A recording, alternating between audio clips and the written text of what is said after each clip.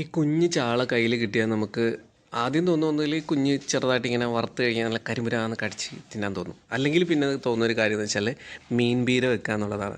അപ്പോൾ ഞാനത് ചെറിയ ഉള്ളിയും തേങ്ങയും പച്ചമുളകും എല്ലാം കൂടെ ചതച്ചെടുത്ത് നമ്മുടെ വെളുത്തുള്ളിയും ഇഞ്ചിയൊക്കെ ആയിട്ട് നമ്മുടെ കുഞ്ഞു മത്തി ചാള അങ്ങനെയും പറയുന്നവരുണ്ട് അല്ലേ.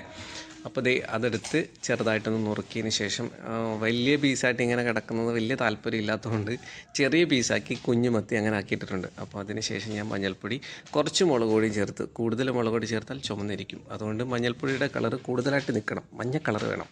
അപ്പോൾ അതുകൊണ്ട് നമ്മൾ കുറച്ച് മുളക് പൊടി ചേർക്കാൻ പാടുള്ളൂ. എല്ലാവർക്കും അറിയാവുന്ന കാര്യം, ഞാൻ പിന്നെ ഒന്ന് പറയുന്നതേ ഉള്ളൂ. കുറച്ച് ഉപ്പും കൂടി ചേർത്ത്, ആവശ്യത്തിന് ഉപ്പും കൂടി ചേർത്തിട്ട് നമുക്ക് വെള്ളവും കൂടെ ചേർത്ത് കുറച്ച് നല്ല രീതിയിൽ വെള്ളം വയ്ക്കണം, കാരണം മീനൊക്കെ ഒന്ന് നല്ല രീതിയിൽ വെന്ത് വരണമല്ലോ. അപ്പോൾ അതിന് കുറച്ച് വെള്ളവും കൂടെ കൂടുതൽ വെച്ചിട്ട് ഞാൻ വേവിച്ചെടുത്താൽ അടിപൊളി മീൻ പീര, മീൻ തോരൻ റെഡി ആയിട്ടുണ്ട്. ഭയങ്കര ടേസ്റ്റും മണമൊക്കെ വരുന്നുണ്ട്. കഴിച്ചോളൂ കേട്ടോ.